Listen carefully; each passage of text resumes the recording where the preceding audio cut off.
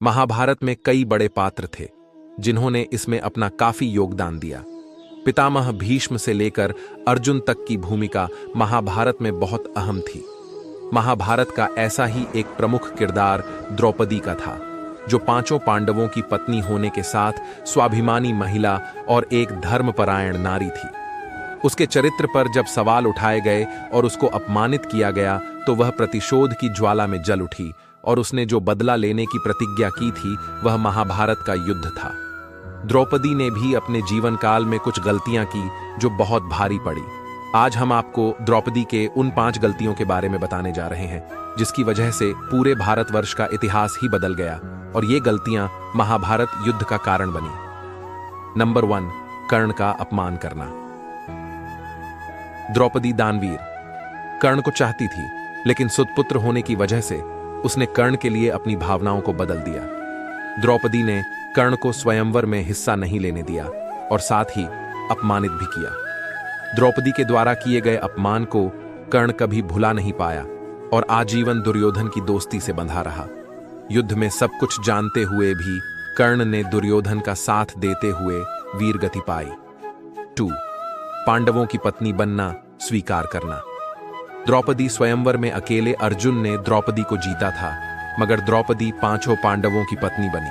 अगर वो ये शर्त स्वीकार नहीं करती तो शायद इतिहास कुछ और ही होता। द्रौपदी ने कुंती और आर्षि व्यास के कहने पर ही पांचों पांडवों से विवाह करना स्वीकार किया था। लिहाजा अगर द्रौपदी पांचों पांडवों की पत्नी न होती तो उसे अपमान का सामना करना नहीं पड़ता और महाभारत का युद्ध न होता। 3, दुर्योधन का अपमान।